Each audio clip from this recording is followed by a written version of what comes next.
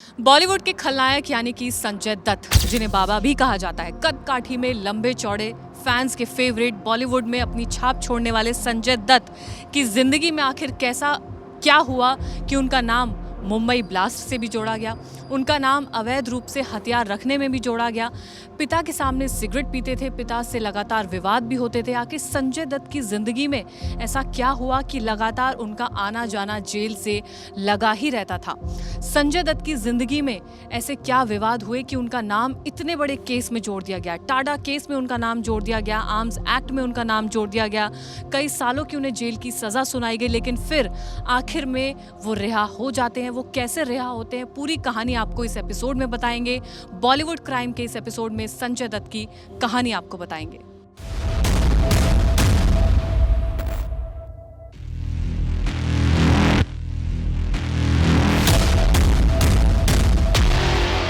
उन्नीस में संजय दत्त को गिरफ्तार किया गया था। उनके हाथ में हथकड़ियां थी और हर कोई हैरान था, चाहे वो उनके फैंस हो, चाहे उनकी फैमिली हो। संजय दत्त नायक से खलनायक बने, हर किसी के दिलों पर इन्होंने राज किया और कई बड़ी फिल्में, सुपरहिट फिल्मों में ये नजर आए।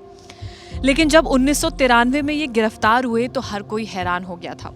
एक सुपरस्टार के रूप में फैंस के बीच राज करने वाले ये इकलौते ऐसे सुपरस्टार रहे अपने समय के। शायद खुद संजय दत्त भी ये नहीं जानते थे कि जिस वजह से इन्हें गिरफ्तार किया गया है, आगे चल के इनकी जिंदगी के साथ क्या कुछ हो सकता है, क्या इन्हें हर्जाना उसका भुगतना पड़ सकता है। कुछ संजय दत्त को इसके बारे में नहीं पता होगा। इनके फैंस हमेशा से नाराज रहे थे कि आखिर संजय दत्त को गिरफ्तार क्यों किया गया, उन्हें जेल क्यों ले जाया गया, क्योंकि फैंस तो आखिर फैंस हैं, चाहे फिर वो आपके एक्टर की कोई अच्छी चीज़ हो या खराब आदत हो, वो हमेशा उसे पसंद करते हैं। फैंस के बीच राज करने वाले संजय को टाडा केस यानी कि terrorist and disruptive activities act में 6 साल की सजा हुई थी। ये बहुत बड़ा मामला था जिसमें संजय दत्त फंसे थे और टाडा एक्ट के तहत ही इन्हें ये सजा सुनाई गई थी। 6 साल की इनको सजा हुई थी, जो खुद में अपने आप में एक बहुत बड़ी बात है। बात 1993 की है, जब 12 मार्च को मुंबई में सिलसिलेवार से बम धमाके हुए थे। ऐसे में संजय दत्त का नाम इसमें कैसे आता है, उसकी पूरी कहानी बताएंगे। इन धमाकों में 257 लोगों की मौत हो गई थी और करीब 713 लोग इसमें घायल हुए थे। आंकड़ा बहुत ज़्यादा था, सरकार के लिए बहुत मुश्किल थी, राज्य सरकार के लिए बहुत मुश्किल थी। ऐसे में संजय दत्त का नाम आना उनके लिए खुद एक मुश्किल बन चुकी थी। हर कोई तब हैरान हो गया था जब 19 अप्रैल 1993 को मुंबई पुलिस ने संजय दत्त को मुंबई धमाकों में गिरफ्तार किया था। उनसे लगातार पूछताछ की गई थी। संजय दत्त पर आरोप था कि उन्होंने AK-56 राइफल अपने घर में अपने पास रखी थी। ये आरोप उन पर लगाए गए थे। उस राइफल के लिंक सीधे मुंबई धमाके से थे, ये उन पर आरोप लगाया गया था। इस आरोप में एक्टर को गिरफ्तार कर लिया गया था और फिर उनसे पूछताछ की गई थी। संजय दत्त को अबू सलेम और रियाज सिद्दीकी से अवैध बंदूकों की डिलीवरी लेने, उन्हें रखने और फिर नष्ट करने का दोषी माना गया था। यानी कि अबू सलेम का इसमें नाम सामने आ गया था, तो जाहिर सी बात है अंडरवर्ल्ड का इसमें नाम सामने आ गया था, जिसका लिंक सीधे तौर पर संजय दत्त और अबू सलेम से था, जो खुद में एक बहुत बड़ी बात है। पुलिस ने संजय से घंटों पूछताछ की थी। इसके बाद 18 दिन तक संजय दत्त जेल में रहे थे। वो जेल में रहना उनके लिए काफ़ी ज़्यादा मुश्किल भरा था, क्योंकि उनका नाम एक आतंकवादी गतिविधि से जुड़ा था, बम धमाके से जुड़ा था। मुंबई में जो सिलसिलेवार बम धमाके हुए थे, उससे उनका नाम जुड़ा था। तमाम प्रयासों के बाद उनको 5 मई को जमानत मिल गई थी। ये उनके लिए एक राहत भरी बात थी। संजय ने कहा कि उन्होंने हथियार परिवार की सुरक्षा के लिए रखे थे। उन्होंने ऐसा पुलिस को बताया। संजय पर साल 1993 मुंबई बम धमाके के मामले में विशेष टाडा केस चला था, जैसा कि मैंने आपको बताया।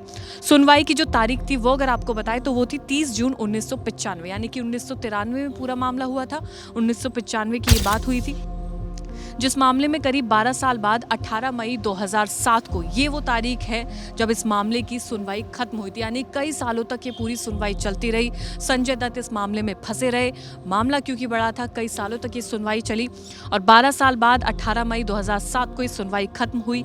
इस केस में संजय दत्त टाडा के आरोपों से तो बरी हो चुके थे। जो मुख्य और जो अहम और बड़े आरोप थे उससे वो बरी हो गए थे, लेकिन उन्हें आर्म्स एक्ट के तहत 6 साल की सजा सुनाई गई थी। और ये 6 साल की सज़ा सुनने में ऐसा लगता है कि बीत जाएगी, लेकिन वाकई में एक बहुत लंबी सज़ा थी जो संजय दत्त को मिली थी। लेकिन टाडा एक्ट से वो बरी हो गए थे, जो उन पर आरोप लगाए गए थे उससे वो बरी हो गए थे। तो चलिए अब जानते हैं कि संजय दत्त के इस केस में कब किस तारीख को क्या क्या हुआ। सिलसिलेवार से अगर बात करें तो 19 अप्रैल 1993 संजय दत्त को मुंबई पुलिस ने गिरफ्तार किया था। ये वो पहली तारीख है और उनको उनके घर पर तलाशी के दौरान AK-56 राइफल भी बरामद की गई थी। फिर तारीख आती है 26 अप्रैल 1993। इसके बाद संजय दत्त ने पुलिस को बताया था पूरा सच, यानी कि पुलिस के सामने जब उनसे पूछताछ की गई तो उन्हें तमाम सच बताए गए। 3 मई 1993 को जमानत पर संजय दत्त रिहा हुए थे। उसके बाद 4 मई 1994 संजय दत्त की जमानत रद्द हुई थी और फिर उन्हें दोबारा गिरफ्तार कर लिया गया था, यानी कि उनको एक होप मिला, लेकिन उसके बाद उन्हें दोबारा गिरफ्तार कर लिया गया था। 19 अक्टूबर 1995 16 महीने के बाद मिली जमानत, यानी कि 16 महीने बहुत होते हैं, 1 साल से भी ज्यादा, फिर उन्हें जमानत मिलती है। दिसंबर 1995 संजय दत्त को फिर गिरफ्तार किया गया और 1997 में उन्हें रिहाई मिली थी, यानी कि एक लंबा गैप, कई सालों का गैप, फिर उन्हें रिहाई मिलती है। 28 नवंबर 2006 संजय दत्त आर्म्स एक्ट के तहत दोषी पाए जाते हैं। ये वो तारीख है जहां से पूरा सिलसिला शुरू होता है, लेकिन उन्हें टाडा एक्ट से जुड़ी सभी मामलों से बरी कर दिया गया था। ये वो बड़ा मामला था जहां पर टाडा एक्ट उन पर लगाया गया था, जिससे उनका नाम कनेक्ट था मुंबई अटैक से। ये उनसे हटाया गया था और फिर उन्हें आर्म एक्ट के तहत ही गिरफ्तार किया गया था। जो भी सज़ा मिलनी थी उन्हें इस एक्ट के तहत मिली गई थी। 31 जुलाई 2007 एक्टर को गैर कानूनी तरीके से हथियार रखने के जुर्म में 6 साल की सजा सुनाई गई थी। संजय दत्त की तरफ से, एडवोकेट की तरफ से यही कहा गया था कि उनकी सजा को कम किया जाए या खत्म किया जाए। 21 मार्च 2013 सुप्रीम कोर्ट ने टाडा कोर्ट का फैसला बरकरार रखते हुए संजय दत्त को सजा सुनाई थी, यानी कि ये टाडा एक्ट फिर से कोर्ट में पेश किया जाता है, लेकिन सजा की अवधि कम करके उसे 5 साल कर दिया गया था। यानी कि संजय दत्त का जो पूरा मामला चला था उसके बाद जो सजा कम की गई थी वो 1 साल उन्हें कम कर दी गई, यानी कि अब 6 से 5 साल की जो सजा थी उन्हें काटनी थी।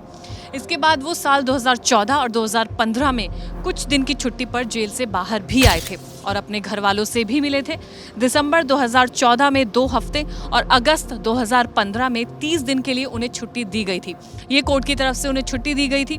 2016 में अच्छे व्यवहार के कारण समय से पहले उनको रिहा कर दिया गया था, यानी कि उनका अच्छा व्यवहार था। जेल में ज़्यादातर ये देखा जाता है कि आपका व्यवहार कैसा है, लोगों के साथ आप काम कैसे कर रहे हैं, तो उसके तहत फिर इन्हें रिहाई दे दी गई थी। जब संजय दत्त जेल से बाहर आए थे तो उनसे खास पूछताछ की गई। जाहिर सी बात है मीडिया में वो हर जगह छाए हुए थे, क्योंकि उनसे पूछताछ की जा रही थी क्या सच में उनका अंडरवर्ल्ड से कोई नाता है, आखिर उनका नाम मुंबई अटैक में कैसे आया। तो एक रिपोर्ट के मुताबिक संजय दत्त ने खुद बताया कि दिसंबर 1991 में उन्होंने यलगार मूवी के लिए एक डायरेक्टर फिरोज खान को अपनी डेट्स दी थी और वो लोग शूट के लिए फिर पूरे सेट के साथ, पूरी टीम के साथ दुबई पहुंचे थे। शूटिंग के दौरान ही फिरोज खान ने दाऊद इब्राहिम के साथ उनका परिचय करवाया था। ये खुद संजय दत्त ने बताया। जो रिपोर्ट में दावा किया गया है कि उन्हें दाऊद इब्राहिम से मुलाकात करवाई थी, उनका इंट्रोडक्शन संजय दत्त का करवाया गया था। संजय दत्त ने यह भी बताया कि एक दूसरे शूटिंग सेशन के दौरान फिरोज ने मुझे दाऊद के भाई अनीस से मिलवाया था, यानी कि ये वही नाम है जिसके जरिए ये कहा गया था कि उसी से इन्होंने हथियार लिया था। इस मीटिंग के बाद शूटिंग लोकेशन पर अनीस अक्सर आया करते थे, यानी कि वहां पर उनका आना जाना लगातार लगा रहता था। उनकी लंबी मुलाकातें होती थी। संजय ने कहा कि शूटिंग के दौरान दाऊद ने मेरी पूरी यूनिट को घर पर डिनर के लिए भी बुलाया था और जैसे पूरी यूनिट वहां पर पहुंचती थी उसी तरह संजय दत्त भी उनके साथ गए थे और दाऊद इब्राहिम के साथ डिनर किया गया था। संजय दत्त ने बताया कि पार्टी में बहुत सारे लोग थे। पाकिस्तान की तरफ से भी कई ऐसे कलाकार थे जो वहां पर मौजूद थे, जो उस डिनर पार्टी में मौजूद थे संजय दत्त के अलावा। इसके अलावा सेट पर अनीस से लगातार मुलाकातों की वजह से मेरी उससे अच्छी खासी जान पहचान हो गई, ऐसा संजय दत्त कहते हैं कि अनीस से उनकी पार्टीज के दौरान मुलाकात हुई थी, जिसके बाद उनकी अच्छी खासी दोस्ती उससे हो गई थी। संजय दत्त ने जेल में एक आम कैदी की तरह समय बिताया। संजय दत्त ने जेल से 440 रुपए लेकर वो जेल से बाहर आए थे। ये उन्होंने कमाए थे जेल के अंदर, जैसा कि रिपोर्ट में दावा किया गया है। उन्होंने जेल के अंदर काम किया था। वहाँ पे काम करते हुए उन्होंने कागज़ की थैलियाँ बनाने का काम उन्हें सौंपा गया था, जो उन्होंने बखूबी वहाँ पर किया और 440 रुपये उन्होंने कमाए। जेल से बाहर आने तक संजय दत्त ने 1500 थैलियाँ बना ली थी, जिसके लिए उन्हें पैसे दिए गए थे। और पैसे थे 440 रुपये उन्हें दिए गए थे। एक दिन की मजदूरी के रूप में संजय दत्त को 50 रुपये मिलते थे। वो 50 रुपये इकट्ठा करते करते उन्होंने 440 रुपये कमाए और फिर वो जेल से रिहा कर दिए गए। लेकिन संजय दत्त ने खुद ये बताया रिपोर्ट में, क्योंकि ये दावा किया गया है कि उनकी मुलाकात दाऊद इब्राहिम से किस तरह से हुई, अनीस से कैसे हुई, उसके बाद उनका जो आर्म्स एक्ट था जिसकी वजह से वो जेल में थे वो पूरा केस देखा गया, जो टाडा एक्ट था वो उनसे हटाया गया, मुंबई के धमाके में उनका नाम जुड़ा हुआ था। तो तमाम तरीके के जो नाम जुड़े हुए थे, जो विवाद संजय दत्त से जुड़े हुए थे, वो आज हमने आपको सिलसिलेवार से बताए हैं। तो ये थी संजय दत्त की पूरी कहानी। हालांकि जब हम देखते थे कि संजय दत्त कभी एयरपोर्ट पर नज़र आ रहे हैं, कभी वो जेल में हुआ करते थे, कभी जेल के अंदर हुआ करते थे, तो यही वो कहानी थी, क्योंकि वो जेल से कभी कभार बाहर भी आया करते थे, लेकिन फिर उन्हें रिहा कर दिया गया। तो ये थी संजय दत्त की पूरी कहानी। बॉलीवुड क्राइम में आगे ही आपको ऐसी कहानियां सुनाते रहेंगे। कोई नाम अगर आप जानते हैं तो कमेंट सेक्शन में ज़रूर बताइएगा। धन्यवाद।